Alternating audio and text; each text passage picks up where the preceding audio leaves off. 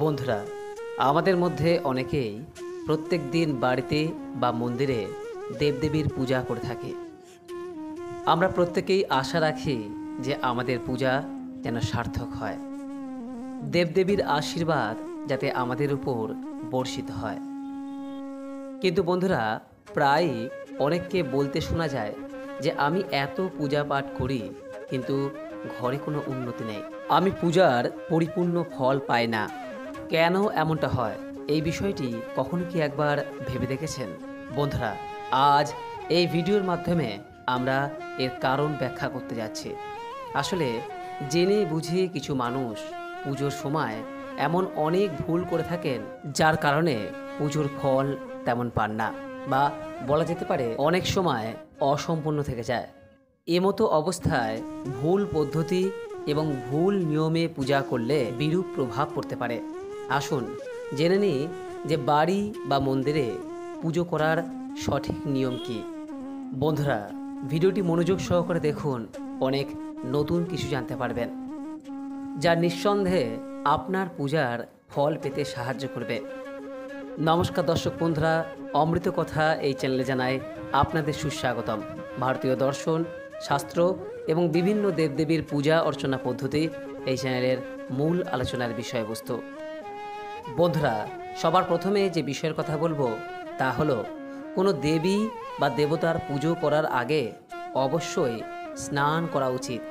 স্নান শেষে শান্ত মনে ভগবানের সামনে আসনে বসুন। দাঁড়িয়ে পুজো করা কখনোই উচিত নয়, এবং খালি মেঝেতে বসে পুজো করাও উচিত নয়। কেউ কেউ পুজো করার সময় মাটিতে বসে যায়, যা একেবারেই ভুল। আপনি ভগবানকে যেভাবে বসার জন্য আসন দিয়েছেন ঠিক সেভাবে নিজেকেও আসনে বসাতে হয়।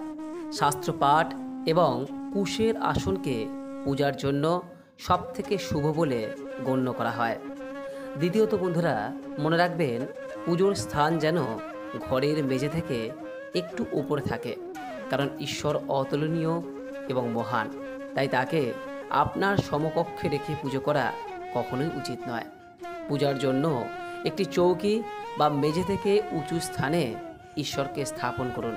এছাড়া পূজার ঘরে দেবদেবীর মূর্তি কখনই দেয়াল ঘেঁষে রাখা উচিত নয়।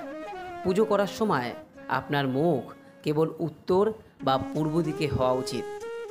আপনি উত্তর পূর্ব মুখ করেও বসতে পারেন। বাড়িতে বা যে কোনো মন্দিরে পুজো শেষ হওয়ার পর নিজের ভুলের জন্য ঈশ্বরের কাছে ক্ষমা চাওয়া প্রয়োজন।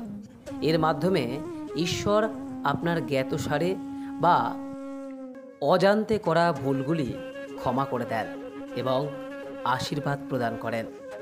তৃতীয়ত বন্ধুরা, পুজোর ঘর বাড়ির উত্তর পূর্ব কোণে হওয়া সব থেকে ভালো। পুজোর ঘরে কোনো এক দেবী বা দেবতার একাধিক মূর্তি বা ছবি রাখা কখনোই উচিত নয়। বাড়ির মন্দিরে যে কোনো ঈশ্বরের মূর্তি 9 ইঞ্চি বা 22 সেন্টিমিটারের চেয়ে ছোট হওয়া উচিত। এর চেয়ে বড় মূর্তি বাড়িতে রাখা শুভ বলে গণ্য করা হয় না। বড় মূর্তি মন্দিরে রাখা প্রয়োজন। আপনার শোবার ঘরে কখনোই কিন্তু পুজোর ঘর স্থাপন করবেন না।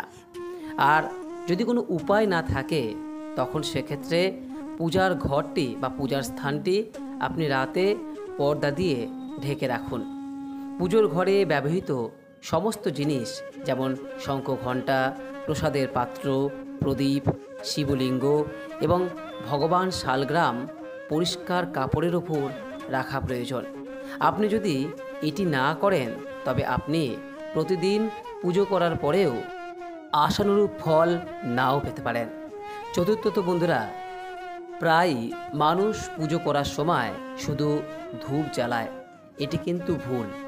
যে কোনো দেবী বা দেবতার পুজো করার আগে প্রদীপ জ্বালানো বাধ্যতামূলক বলে মনে করা হয়। এটা বিশ্বাস করা হয় যে প্রদীপ ঈশ্বরের প্রতি আমাদের ভক্তি, আমাদের দেওয়া প্রসাদ এবং অন্যান্য কাজের সাক্ষী। পুজোর আগে প্রদীপ না জ্বালালে আপনার প্রার্থনা কখনোই ঈশ্বরের কাছে পৌঁছায় না।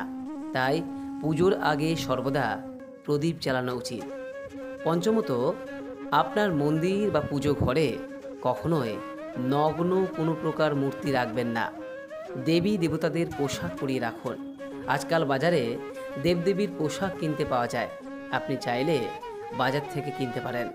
সর্বদা দেবী দেবতার পছন্দ অনুসারে বা শুভতাকে মাথায় রেখে পোশাক পরিধান করানো উচিত। ষষ্ঠত বন্ধুরা, সূর্য, গণেশ, দুর্গা, শিব ও ভগবান বিষ্ণুকে পঞ্চদেব বলা হয়। তাদের সকল কাজে বাধ্যতামূলকভাবে পুজো করা হয়। প্রতিদিন পুজো করার সময় এই 5 দেবদেবীর ধ্যান করা প্রয়োজন। এটি দেবী লক্ষ্মীর আশীর্বাদ এবং সমৃদ্ধি নিয়ে আসে। এছাড়াও আপনি যে দেবী বা দেবতারই পূজা করুন না কেন, সর্বদা প্রথমেই ভগবান শ্রী গণেশের পুজো করা হয়। যে কোনো যজ্ঞ বা যে কোনো শুভ কাজ ভগবান শ্রী গণেশকে প্রণাম করেই শুরু করতে হয়। কথিত আছে যে ভগবান গণেশকে প্রণাম না করে পুজো করলে কোনো প্রকার ফল পাওয়া যায় না। তাই যে কোনো দেবদেবীর পূজা শুরুর আগেই সবার প্রথমে বলুন ওম শ্রী গণেশায় নমঃ। সপ্তমত বন্ধুরা, এমনটা বলা হয় যে মাথা ঢেকে পূজা করলে পূজার সম্পূর্ণ ফল পাওয়া যায়। পূজার সময় মাথা ঢেকে রাখা ঈশ্বরের প্রতি শ্রদ্ধা প্রদর্শন করে এবং পূজার সময় কখনোই এক হাতে ভগবানকে প্রণাম করা উচিত নয়। সর্বদা উভয় হাত জড়ো করে প্রণাম করা উচিত। নবমত বন্ধুরা, আপনি যখনই কোনো মন্দিরে পূজা দিতে যান, মন্দিরের প্রসাদ অবশ্যই পান। তবে সেই মন্দিরের প্রসাদ সামান্য খেয়ে যদি আপনি বাকি অংশ বাড়িতে নিয়ে আসতে পারেন, এটা ঈশ্বরের প্রতি আপনার ভক্তির প্রতীক। এছাড়াও আপনি যখনই কোনো মন্দিরে যাবেন, আপনাকে অবশ্যই সেই মন্দিরে যদি ঘণ্টা থাকে, সেই ঘণ্টা একটিবার বাজানো প্রয়োজন।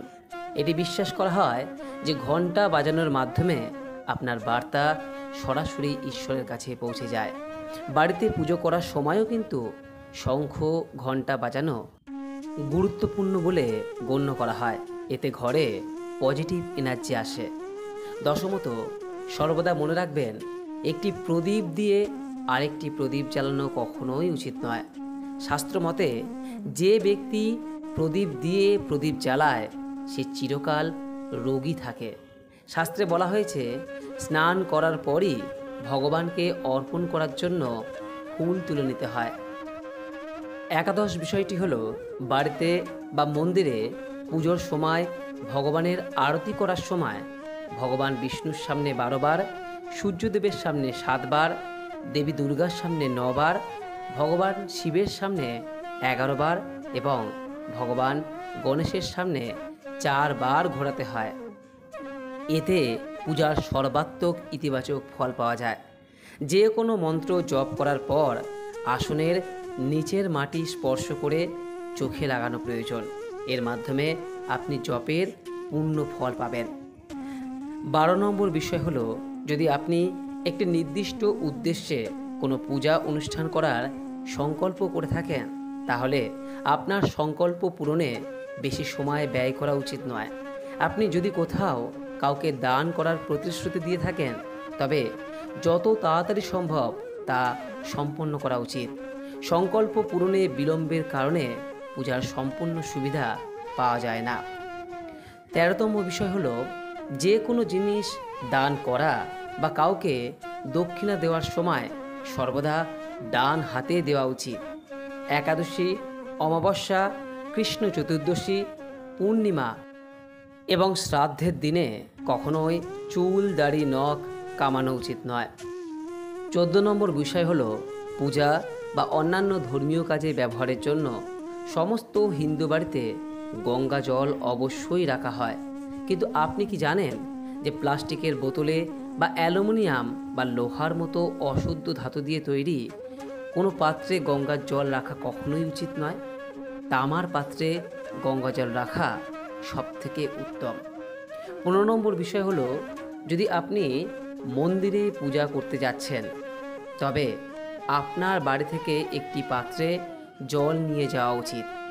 মন্দিরে রাখা জল দিয়ে কখনো ঈশ্বরের জলাভিষেক করা উচিত নয়।